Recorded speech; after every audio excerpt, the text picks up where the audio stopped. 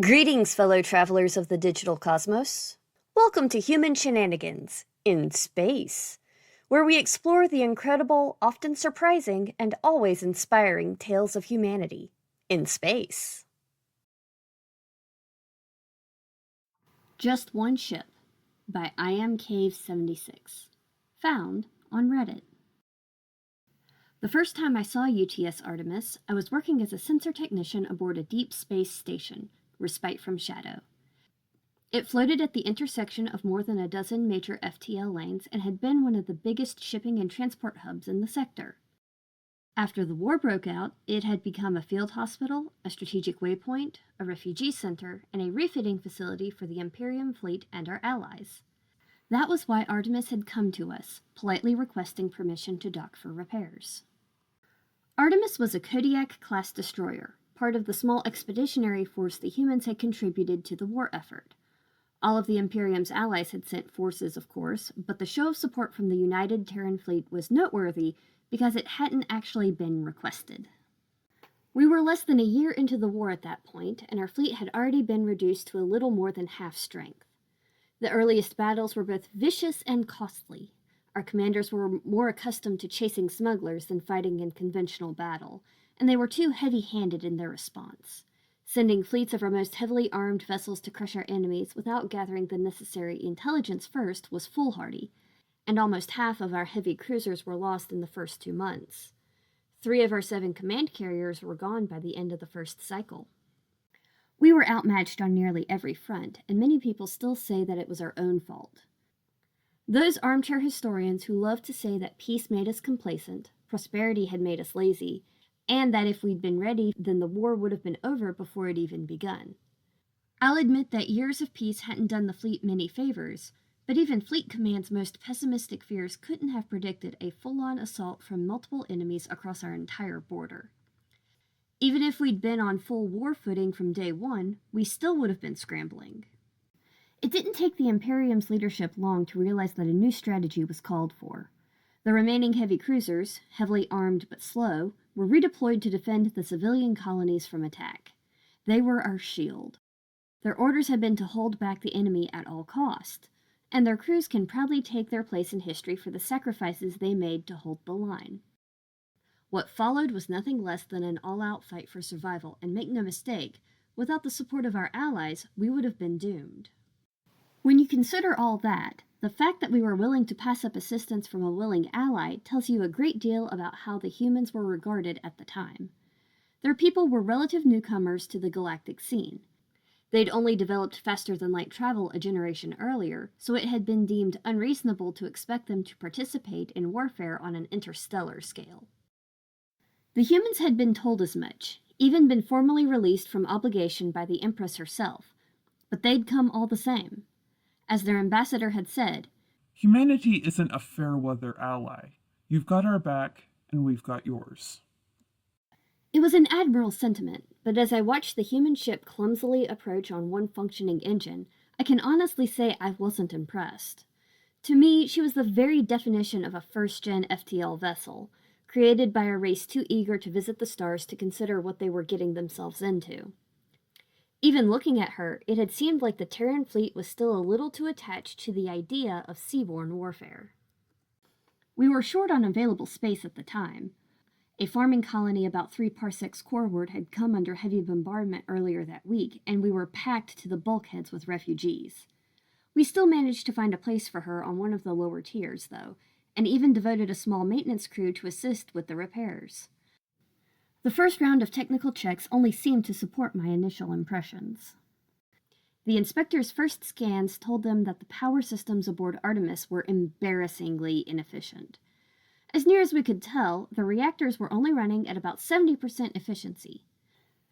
For any Imperium fleet vessel, whether it was a ship of the line or a logistics support ship, running below 95% reactor efficiency was totally unacceptable. Anything less than 90% was considered cause for investigation. She was painfully ugly to look at, too. Even if you ignored the pitted armor and plasma scorches that marred her hull, Artemis's harsh angular lines still presented a horrid sight next to the elegant form of an Imperium corvette. More concerningly, Her side and aft armor were both absurdly light. The most heavily reinforced sections of the hull were at the bow and along the beam, as though her builders had been afraid she might run aground somewhere. The interior compartments had fewer crew amenities than some ground-based simulators. The station's junior communications officer once joked that the crew would have to wash together to keep the water reclamation systems in the green. I wish I could have seen the look on his face when he learned about the communal locker rooms. The humans argued that Artemis was a warship, not a luxury liner, and that creature comforts weren't priorities aboard a human military vessel. One of our reactor technicians actually had to be escorted off the vessel. He threw a fit when he learned Artemis still utilized some analog controls. One of the maintenance team leads had to be formally reprimanded after submitting a report suggesting Artemis be decommissioned and towed away for scrap. We grudgingly admitted that she had some noteworthy capabilities. She had obviously been built for speed, and even I could admit that her eyesore of a hull gave her an incredibly narrow scanner cross-section. But for the most part, we rated her slightly below a garbage hauler. We kept that opinion to ourselves in public, especially when the human sailors were in earshot. But in private, we all agreed that calling Artemis a warship was an insult to real warships everywhere. It was 3 days after her arrival when the attack came. When the call to action stations came over the loudspeakers, more than a few personnel thought it was a joke, laughing as they leisurely reported to their posts. It wasn't until multiple impacts shook the hull that they realized it was no drill. A massive unrecognized contact had dropped out of FTL practically on top of us and immediately began firing on the station. Some intermittent and confused transmissions identified the contact as a real dreadnought, but our receivers were being bombarded with distress cries from dozens of civilian ships desperately trying to escape the fire that rained down on us. Most were torn to pieces before they could jump to safety. I remember the way the lights flickered as incoming fire chewed away at the station's armor, and the vibration of our weapon systems through the deck plating. The point defense turrets were doing what they could to intercept inbound missiles, while our few anti-ship batteries tried to inflict whatever damage they could on our attacker, but the sheer amount of debris that surrounded the station had reduced the targeting arrays to a mess of blind spots. When Fleet Command had refit the station for military operations, priority had been placed on logistics and fleet support systems. We simply weren't equipped for this kind of fight.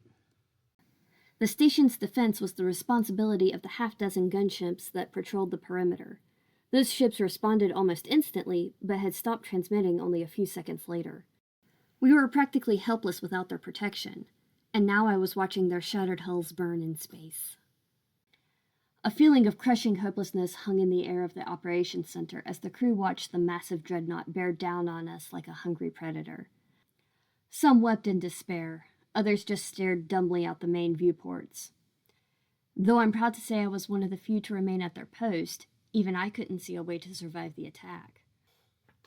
All I could do was direct any departing vessels onto clear outbound flight paths and hope they were fast enough to avoid the dreadnought's fire. The humans, as it turned out, weren't about to give in to despair. The station's hull had shielded Artemis from incoming fire, and the battle was still less than a minute old when she fired up her drive reactors, rumbling like a caged animal in her berth. She ignited her main engines a heartbeat later, transmitting a single message as she leaped away from the docking arm. Save everyone you can, they told us right before communications went out. We'll hold them off. At first, I couldn't imagine what the humans hoped to accomplish. The enemy vessel was enormous, heavily armed, and firmly held the high ground. They were 8 times the size of the Artemis, I thought, and stronger than she could ever hope to defeat. Then the mystery of Artemis's wasted reactor output was answered as she unleashed a truly breathtaking display of military firepower. Multiple point defense batteries came to life, filling the space around her with microkinetic projectiles that easily shredded the incoming rill torpedoes. Rows of launch tubes opened up along her sides, letting loose swarms of maneuverable torpedoes that seemed to slip right past the rill ship's defensive guns. Most devastating were the pair of magnetic accelerator cannons that had risen from her fore and aft hull. Each cannon tore into the dreadnought's hull with an unyielding barrage of high-velocity shells, smoothly tracking their targets as Artemis moved to dodge incoming fire. She'd seemed puny when I first saw her, and still did next to a 100,000-ton dreadnought, but her size made her swift. Try as they might, the rill simply couldn't maintain a steady firing solution on the nimble vessel. Watching the battle in astonishment, I suddenly understood just how wrong I'd been about Artemis. How wrong we all had been. And now my shame fought with my sense of awe as I watched the small warship fight with the fury of an Imperium battlecruiser. The dreadnought's attention was focused solely on Artemis as the two vessels traded blows, and we took full advantage of the reduced incoming fire. One by one, every ship still connected to the station was being loaded to capacity and launched the instant they received clearance. Soon, all the large transports were gone, and we were down to the last available options. Trade vessels, courier ships, and a couple of private yachts. Even cargo haulers, if their holds were pressurized. We'd filled every vessel we had before it launched, all while knowing we couldn't save everyone. Even after the last ship had left, packed bulkhead to bulkhead with refugees, there were still thousands of beings still aboard. With nowhere left to run, I'd accepted that those might be my final moments. If I was to die, I could think of no greater memory to carry into the hereafter than the sight of Artemis fighting for our survival. Despite her ferocity, though, she couldn't hold out forever. Too soon her fire began petering out as her ammunition reserves ran dry. Rather than strike Artemis down, though, the rill seemed to decide she was no longer a threat. Arrogantly, almost disdainfully, the dreadnought turned away from the smaller ship. Moving closer to the helpless station, it brought its main cannons to bear. Each of the guns was almost a quarter of the rill ship's length. Too slow to use against smaller vessels, but more than capable of obliterating us in a single volley. As those massive cannons zeroed in on us, I felt as though the deck was falling away beneath my feet. My vision was fixated on the approaching dreadnought, so much so that I almost didn't notice when Artemis turned to face our attacker, brought her engines to full power, and charged. What I learned that day, what our enemies would painfully learn again and again, was that humans are never deadlier than when you've threatened those they've sworn to protect. The rill, seeming to take notice of the destroyer once again, unleashed everything they had at her. Though anti-ship torpedoes clawed at her already weakened dorsal armor, breaching the hull and exposing entire decks to the vacuum of space, she was unstoppable. Her heart was protected by the heavily reinforced bow plating we'd all dismissed so readily. Her massive engines blazed as she closed the distance, pouring more and more speed into her 12,000-ton hull. By the time they understood her intent, she was too close for them to attempt evasive maneuvers. Artemis was at flank speed when her unbreakable bow pierced their hull and snapped the dreadnought's back. I remember scanning Artemis, hoping that some of her crew may have survived. Though I couldn't discern any life signs through the debris field, I did pick up a major gravity spike. Someone or something was redirecting her onboard power, devoting that little output the reactors still had to spinning up an unexpectedly powerful FTL drive. I wasn't the only one to notice the increased energy output. Watching from the station, it was like I could feel the rill sphere as dozens of smaller ships began pouring from their launch bays. When Artemis's core reached critical mass a few seconds later, there was a pause. Just for a moment, as if she wanted those rill cowards to believe they might actually get away. Then she ended it. Firing her FTL drive without field containment, she ripped a hole in the skin of the universe and personally dragged her enemies into hell. They'd been 8 times the size of Artemis, and from the moment she'd bared her teeth, they never stood a chance. Hope you enjoyed the story.